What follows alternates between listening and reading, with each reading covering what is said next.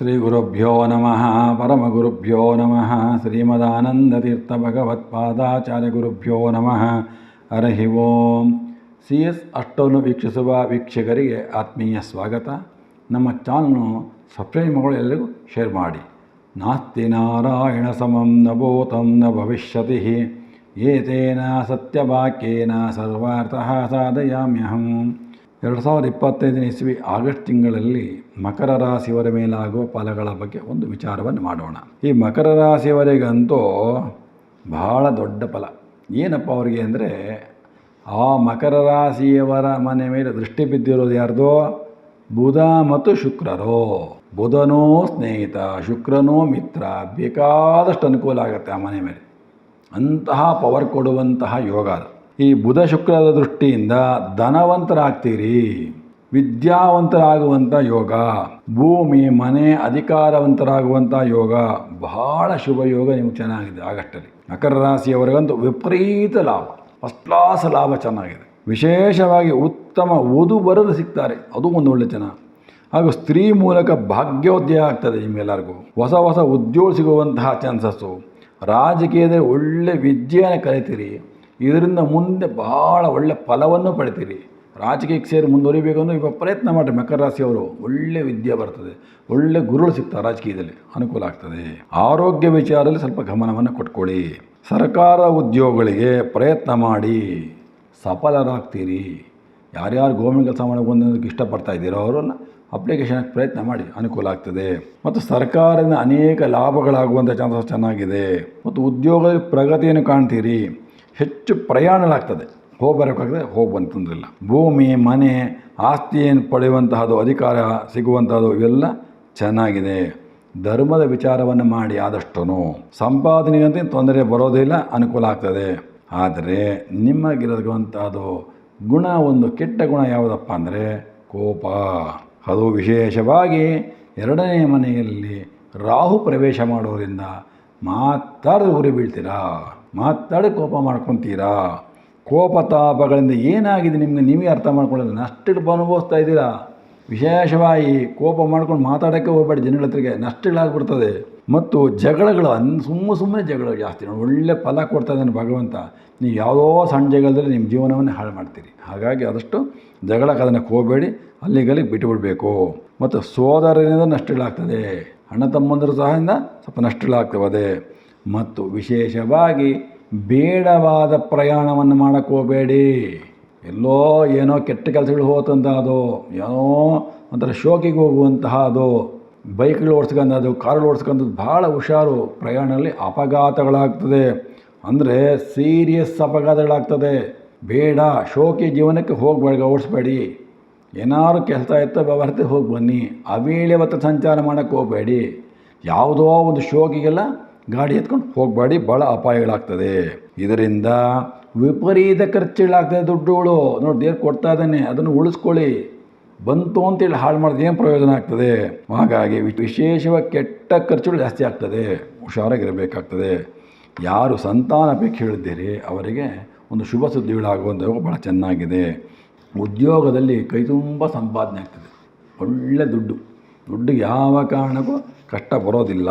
ಮತ್ತು ಉದ್ಯೋಗದಲ್ಲಿ ಗೌರವ ಕೀರ್ತಿಗಳು ಸಿಗುವಂಥ ಚಾನ್ಸಸ್ ಚೆನ್ನಾಗಿದೆ. ಮತ್ತು ವಿಶೇಷವಾಗಿ ವಿವಾಹ ನಂತರ ಭಾಗ್ಯೋದಯವಾಗುವಂಥ ಯೋಗ. ಯಾರು ಮದುವೆ ಮಾಡ್ಕೊತೀರಿ ಅವರಿಗೆ ಬಹಳ ಒಳ್ಳೆ ಫಲ ಆಗ್ತದೆ. ಯಾಕಾಗ್ತಾಯಿದೆ? 7ನೇ ಮನೆ ಬುಧ ಶುಕ್ರ ಕೂತ್ಕೊಂಡಿದ್ದಾರೆ. ನೀವು ಅಂದ್ಕೊಂಡಿರಲ್ಲ ಆ ಥರ ಹೆಣ್ಣು ಗಂಡು ಸಿಕ್ಬಿಡ್ತಾರೆ. ಫಸ್ಟ್ ಕ್ಲಾಸ ಮದುವೆ ಮಾಡ್ಕೋಬೋದು. ಮತ್ತು ವಿದ್ಯಾರ್ಥಿಗಳು ಉನ್ನತ ವ್ಯಾಸಂಗಕ್ಕೆ ಪ್ರಯತ್ನ ಮಾಡ್ಬೋದು. ಹೈಯೆಸ್ಟ್ ವಿದ್ಯೆ ಬರ್ತದೆ ಅವರೆಲ್ಲರೂ, ಅದನ್ನು ಫಲ ಪಡ್ಕೊಳ್ಳಿ. ಮನೆಯಲ್ಲಿ ಯಾಗ ಯಜ್ಞ ಮಾಡುವಂಥ ಅವಕಾಶ ಬರ್ತದೆ, ಇದು ತಪ್ಪಿಸ್ಕೋಬೇಡಿ. ಫಸ್ಟ್ ನೋಡಿ, ನಿಮ್ಮ ಮನೆಯೊಳಗೇ ಭಗವಂತ ಬರ್ತಾನೆ. ಅಂದರೆ ಹೋಮಾದಿಗಳು ಮಾಡುವಂತಹದ್ದು, ದೇವರ ಪೂಜೆಯನ್ನು ಮಾಡುವಂತಹದ್ದು, ದೇವರನ್ನು ಕರೆಸಿಕೊಳ್ಳುವಂತಹದ್ದು, ಹೀಗೆ ನಾನಾ ಶುಭ ಕಾರ್ಯವನ್ನು ಮನೆಯಲ್ಲಿ ಮಾಡಿಕೊಂಡ್ರೆ ಎಲ್ಲ ಕಟ್ಟಲು ಪರಿಹಾರ ಆಗ್ತದೆ. ದೇವತಾ ಪ್ರತಿಷ್ಠೆಗಳು ಮಾಡುವಂಥ ಯೋಗ ಇದೆ, ತಪ್ಪಿಸ್ಕೋಬಾರ್ದು. ಮತ್ತು ಧರ್ಮ ಕಾರ್ಯಗಳಿಗೆ ಹಣ ವ್ಯಯ ಆಗ್ತದೆ. ಆಗಲಿ, ಏನು ತೊಂದಿಲ್ಲ, ಭಗವಂತ ಕೊಟ್ಟಿದ್ದು ಭಗವಂತ ಸಮರ್ಪಣೆ ಮಾಡಿ ಒಳ್ಳೆ ವ್ಯಯ ಆಗ್ತದೆ. ಮತ್ತು ಹೊಸ ಜಾಗದಲ್ಲಿ ಉದ್ಯೋಗ ಮಾಡುವಂಥ ಅವಕಾಶ ಸಿಗ್ತದೆ. ಬೇರೆ ಕಡೆ ಎತ್ತಾಗ್ತಾರೆ, ಕೆಲಸಗಳಲ್ಲಿ ಟ್ರಾನ್ಸ್ಫರ್ ಮಾಡ್ತಾರೆ, ಹೋಗಿ ಬನ್ನಿ, ಅಲ್ಲೂ ಸಹ ಲಾಭ ಚೆನ್ನಾಗಿದೆ. ಮತ್ತು ಸ್ವಂತ ವ್ಯಾಪಾರಿಗಳಿಗೆ ಉತ್ತಮ ಸಂಪಾದನೆಗಳು ಒದಗಿ ಬರುವಂತಹ ಯೋಗ ಭಾಳ ಚೆನ್ನಾಗಿದೆ. ಹಾಗೂ ನಾನಾ ರೀತಿಯಲ್ಲಿ ಸಂಪಾದನೆ ಮಾಡ್ಕೊಂಬರ್ತೀರ ದುಡ್ಡು. ಅಂಥ ಫಲ ಕೊಡ್ತಾನೆ ಭಗವಂತ. ನೀವು ಸರಿಯಾಗಿ ಕಷ್ಟ ಬಿದ್ದು ಕೆಲಸ ಮಾಡ್ಕೋಬೇಕಷ್ಟೇ. ಶ್ರಮ ಪಡಬೇಕು. ಶ್ರಮ ಪಟ್ಟರೆ ಸುಖವಾಗಿದೆ. ನಾನು ಶ್ರಮ ಪಡಲ್ಲಪ್ಪ, ನಾನು ಹಿಂಗೆ ಕೂತೀನಿ ಅಂತಂದ್ರೆ ಆವು ದೃಷ್ಟಿ ಬಿದ್ದರೆ ಕೆಟ್ಟೋಯ್ತು, ಏನು ಪ್ರಯೋಜನ ಬರೋದಿಲ್ಲ. ಪತ್ನಿ ಪುತ್ರ ಜೊತೆ ದೂರ ಪ್ರಯಾಣ ಮಾಡುವಂಥ ಯೋಗ ಚೆನ್ನಾಗಿದೆ. ಫ್ಯಾಮಿಲಿ ಟೂರ್ ಬನ್ನಿ, ಸಕ್ಕತ್ತಾಗಿರುತ್ತೆ. ಯಾವ ಕಾರಣಕ್ಕೂ ತೊಂದರೆಗಳು ಬರೋದಿಲ್ಲ. ಮತ್ತು ದೊಡ್ಡ ವಾಹನವನ್ನು ಖರೀದಿ ಮಾಡುವಂಥ ಚಾನ್ಸಸ್ ಚೆನ್ನಾಗಿದೆ. ಧಾರ್ಮಿಕ ಜೀವನ ನಡೆಸಲು ಇಷ್ಟಪಡ್ತಾಯಿದ್ದೀರಿ. ಈ ನಡುವೆ ಧರ್ಮದಿಂದ ಇರಬೇಕು, ಹೀಗೆ ಸಾಕು ಅನ್ನೋದು ಮನಸ್ಸಿಗೆ ಬರ್ತಾಯಿದೆ, ಮಾಡಿ. ಮತ್ತು ಹೊಸ ಹೊಸ ಕೆಲಸಗಳನ್ನು ಹುಡುಕ್ತಾ ಇದ್ದೀರಿ, ಅದು ಸಿಗತ್ತೆ, ತೊಂದರೆ ಇಲ್ಲ. ಕುಟುಂಬದ ಅಭಿವೃದ್ಧಿಗೆ, ಕುಟುಂಬದ ಸಂತೋಷಕ್ಕೆ ಹಣವನ್ನು ಖರ್ಚು ಮಾಡ್ತೀರಿ, ವ್ಯಯ ಮಾಡ್ತೀರಿ. ಭಾಳ ಒಳ್ಳೆಯದು. ನಿಮ್ಮ ಫ್ಯಾಮಿಲಿ ಖುಷಿಯಾಗಿರೋಕ್ಕೆ, ಎಂಜಾಯ್ ಮಾಡೋಕ್ಕೆ ಮಾಡ್ತೀರಿ, ಭಾಳ ಒಳ್ಳೆಯದು. ಮಾಡಿ. ಯಾರಿಗೋ ಕೊಟ್ಟು ಕಳೆಯೋಕ್ಕಿಂತ ನಿಮ್ಮ ಫ್ಯಾಮಿಲಿನ ಸುಖವಾಗಿ ಸಂತೋಷವಾಗಿ ಇಟ್ಕೊಳ್ಳೋದು ಮನುಷ್ಯನ ವಿಶಿಷ್ಟವಾದ ಗುಣ. ಮತ್ತು ಅನ್ಯಾಯ ಮಾರ್ಗದಲ್ಲಿ ಹಣ ಸಂಪಾದನೆ ಮಾಡೋಕ್ಕೆ ಹೋಗಬೇಡಿ ಮುಖ್ಯವಾಗಿ.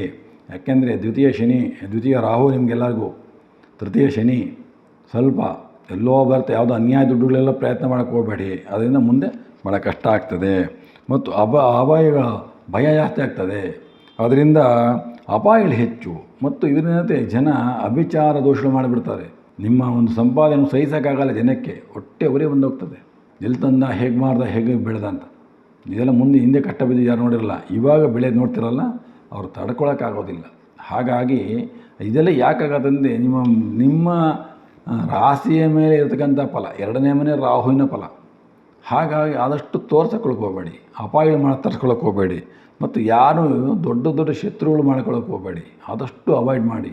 ಹಾಗೆ ಅದು ಮಾಡೋದ್ರಿಂದ ಈ ಅಭಿಚಾರ ದೋಷಗಳೆಲ್ಲ ಪರಿಹಾರ ಮಾಡ್ಕೋಬೇಕು. ನೀವು ಹೇಗೆ ಮಾಡ್ಕೋಬೋದಪ್ಪ ಅಂದರೆ, ವಿಶೇಷವಾಗಿ ರಾಹು ಕೇತು ಶಾಂತಿಯನ್ನು ಮಾಡುವಂತಹದ್ದು ನೀವು ವಿಶೇಷವಾಗಿ. ಈ ಮಕರ ರಾಶಿಯವರಂತೂ ಪ್ರತಿನಿತ್ಯ ರಾಹುಕೇತುವಿನ ಜಪವನ್ನು ಮಾಡುವಂಥ, ಪ್ರತಿನಿತ್ಯವೂ ಹೋಗಿ ನವಗ್ರಹ ಪೂಜೆ, ನವಗ್ರಹ ನಮಸ್ಕಾರ ಮಾಡುವಂತಹ ನವಗ್ರಹ ಸ್ಥಾನಕ್ಕೆ ಮತ್ತು ಅಶ್ವತ್ಥಮರಕ್ಕೆ ನಮಸ್ಕಾರ ಮಾಡುವಂಥದ್ದು ವಿಶೇಷವಾಗಿ. ಮತ್ತು ಇದೆಲ್ಲ ಒಂದು ಕಡೆ ಆದರೆ, ಪ್ರತಿನಿತ್ಯ ತಾಯಿ ತಂದೆಗೆ ಗೌರವವನ್ನು ಕೊಟ್ಟು ಮಾತಾಡುವುದು, ತಾಯಿ ತಂದೆಯ ಆಶೀರ್ವಾದವನ್ನು ಪಡೆಯುವಂಥ ವ್ಯಕ್ತಿ, ತಾಯಿ ತಂದೆಗೆ ಸಹಾಯ ಮಾಡುವಂಥ ವ್ಯಕ್ತಿಗೆ ಈ ರಾಹುಕೇತುಗಳು ಏನೂ ಮಾಡೋದಿಲ್ಲ. ಹಾಗಾಗಿ ಪ್ರತಿನಿತ್ಯ ಮೊದಲು ತಾಯಿ ತಂದೆ ಚೆನ್ನಾಗಿ ನೋಡ್ಕೊಳ್ಳಿ, ತಾಯಿ ತಂದೆಗೆ ಏನು ಬೇಕೋ ಅದಕ್ಕೆ ಸಹಾಯ ಮಾಡಿ. ಮತ್ತು ವಿಶೇಷವಾಗಿ ನವಗ್ರಹವನ್ನು ಪ್ರಾರ್ಥನೆ ಮಾಡ್ಕೊಳ್ಳಿ, ನವಗ್ರಹ ನಮಸ್ಕಾರ ಮಾಡ್ಕೊಂಬನ್ನಿ. ಕೇತು ಅಷ್ಟೋತ್ತರವನ್ನು, ರಾಹು ಅಷ್ಟೋತ್ತರವನ್ನು ಚೆನ್ನಾಗಿ ಪಾರಾಯಣ ಮಾಡಿ. ಎಲ್ಲ ಕಷ್ಟ ಪರಿಹಾರವಾಗಿ ಯಾರು ಏನೇ ಮಾಡಿದ್ರು, ಏನೇ ಕೆಡಕ್ಕೆ ಮಾಡಿದ್ರು ಸಹ ನಿಮ್ಮ ಮನೆ ಹೊಸ್ಲರಿಗೂ ಬರುತ್ತೆ, ನಿಮ್ಮ ಹತ್ರ ಬರಲ್ಲ. ಅಷ್ಟು ಪವರ್ ಕೊಡ್ತಾಯಿದ್ದಾರೆ. ಹಾಗಾಗಿ ರಾಹು ಶಾಂತಿಯನ್ನು ತಪ್ಪದೇ ಮಕರ ರಾಶಿ ಮಾಡಿಕೊಂಡ್ರೆ ಬಹಳ ಒಳ್ಳೆಯ ಫಲವನ್ನು ನೋಡ್ಬೋದು. ನಮಸ್ಕಾರಗಳು.